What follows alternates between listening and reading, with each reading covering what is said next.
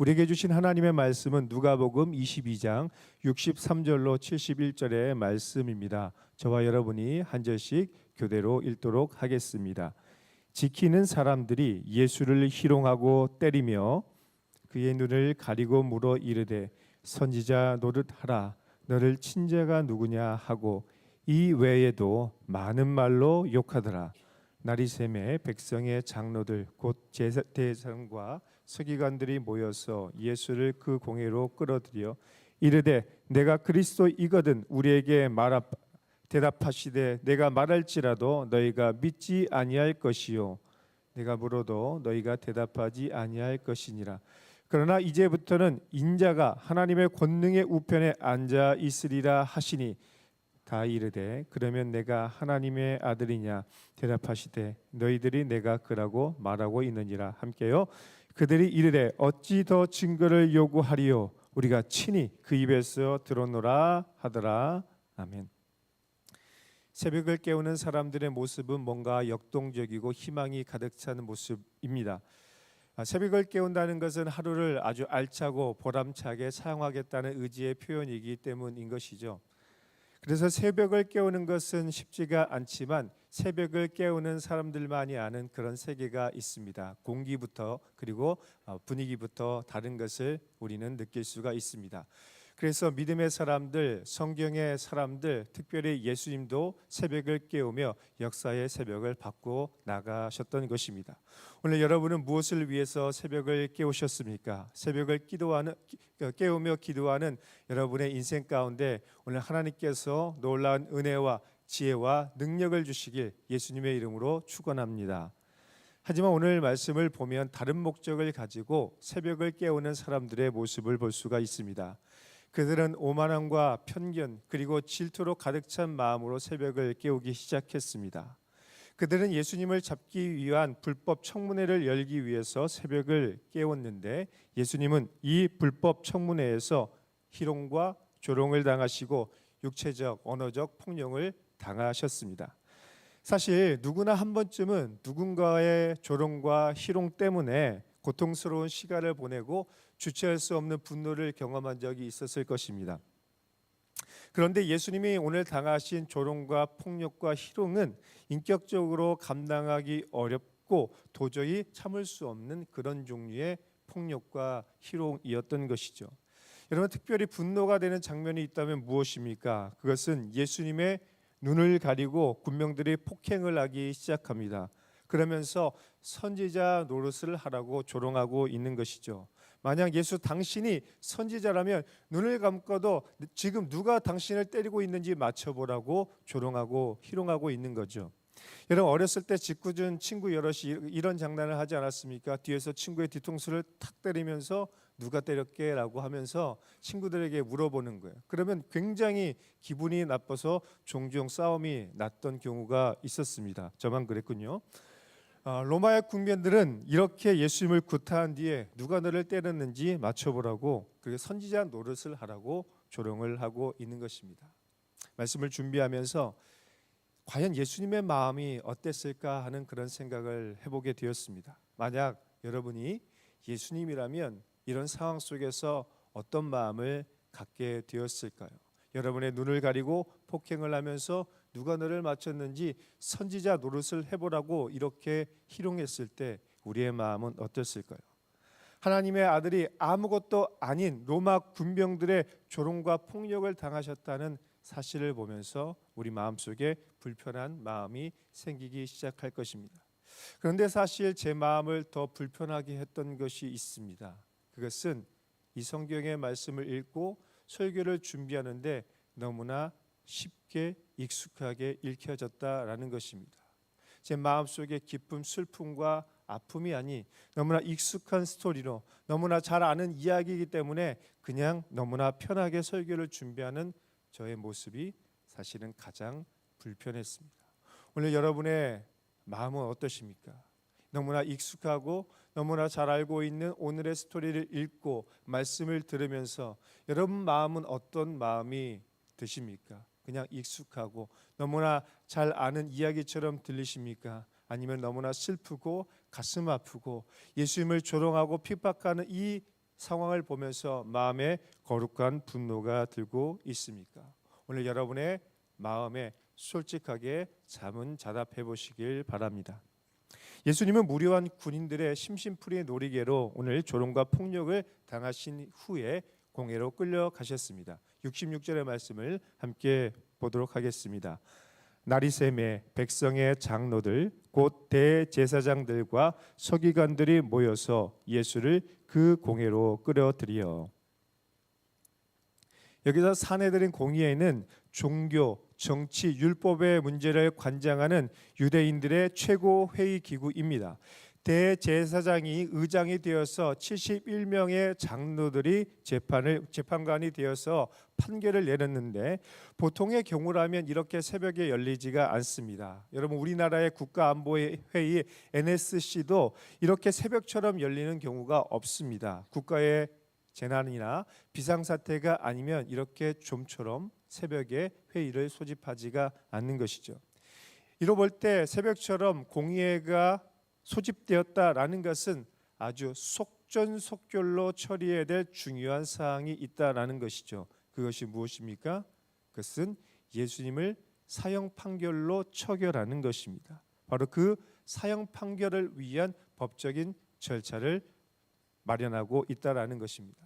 여기서 끌어들였다라는 말의 의미는 법적 선고를 받은 자를 처형하기 위해서 이송했다라는 그런 의미를 갖고 있는 단어입니다. 그렇다면 이 재판은 무엇입니까? 이미 결론을 내리고 구색을 맞추기 위한 짜맞추기식 재판 과정이라는 것입니다. 왜냐하면 유대인들의 미시나에 따르면 사형 판결을 위한 재판은 저녁에 열릴 수가 없는 것입니다. 한밤중에 열릴 수가 없는 거예요. 그러니까 전날 밤에 대제사장의 집에서 모의했던 악한 계획을 실행하기 위해서 새벽같이 사내들인 공의회를 소집하여 오늘 패스트트랙으로 이 법안을 처리하고 있는 것이죠. 67절로 71절의 말씀을 함께 읽어보도록 하겠습니다.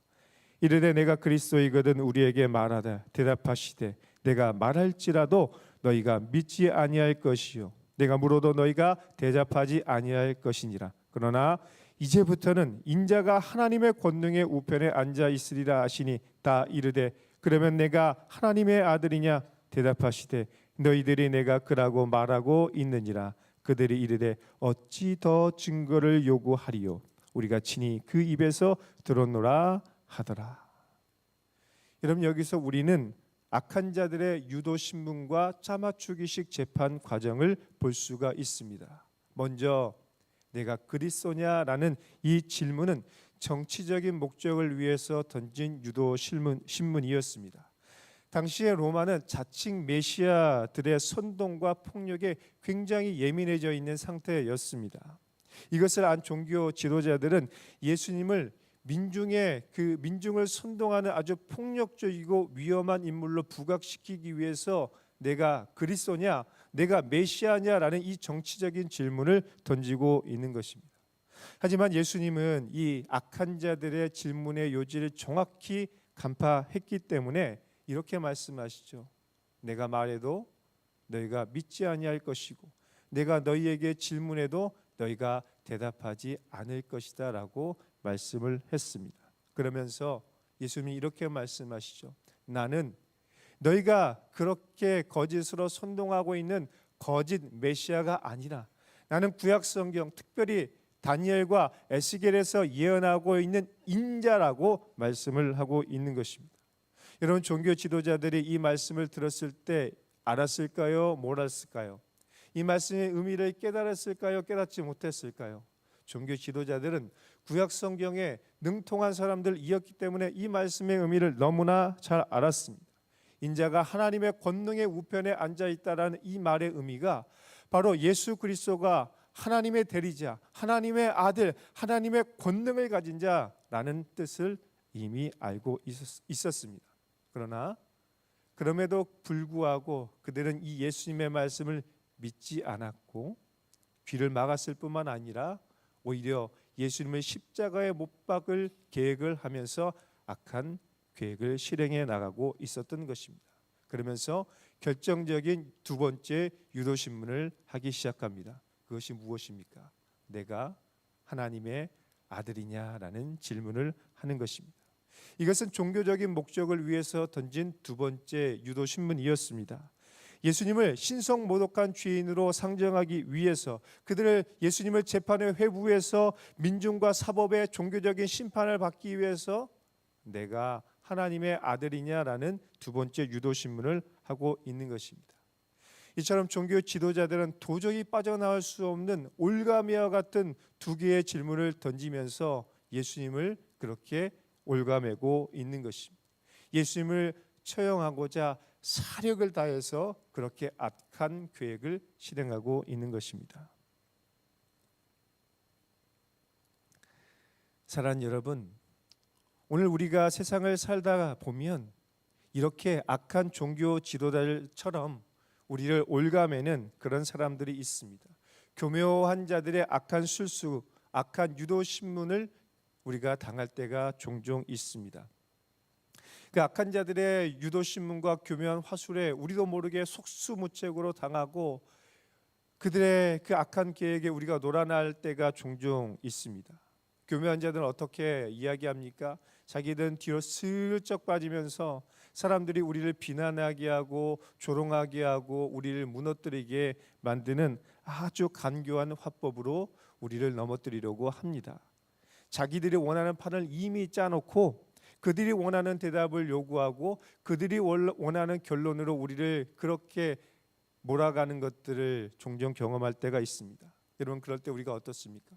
속수무책으로 당하면서 억울함과 답답함 때문에 가슴을 치고 분노하고 우리가 해결할 수 없어서 하나님 앞에 나와 엎드려 기도할 때가 종종 있지 않습니까? 여러분, 혹시 여러분 가운데 그런 분들이 있다면 오늘 예수님의 모습을 보시면서 거룩한 돌파구를 발견하는 지혜와 여러분의 마음을 지키는 평정심이 있길 예수님의 이름으로 축원합니다. 예수님은 악한 자들의 이 유도 신문과 불법 재판의 목적을 모르지 않았습니다. 다 아셨습니다. 그런데 예수님께서는 이것을 다 아시고 이 문제를 해결할 수 있는 능력이 있음에도 불구하고 그렇게 어쩌면 바보처럼 이 길을 걸어가셨을까요? 왜냐하면 예수님은 하나님의 더 크고 선하신 목적을 위해서 조롱과 고난을 감수하신 것입니다. 비록 한 번의 전투에서는 진 것처럼 보이지만 더 큰 하나님의 구원의 계획 속에서 이 영적인 대전쟁에서 승리하기 위해서 예수님은 작은 전투를 내어주고 있는 것입니다. 그러므로 오늘 우리도 현재의 고난 속에서 장차올 영원한 영광과 미래를 바라볼 수 있는 안목이 있어야 하는 것입니다. 영원한 구원과 승리의 관점에서, 하늘의 관점에서, 영원의 관점에서 오늘 우리의 이 작은 문제를 바라볼 때 우리는 이 문제를 너무나 크게 보지 않고 점처럼 작은 문제로 볼 수 있는 것입니다.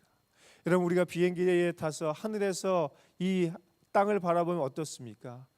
우리가 너무나 크게 바라보았던 그 건물도 조그만 점처럼 보이게 되는 것입니다.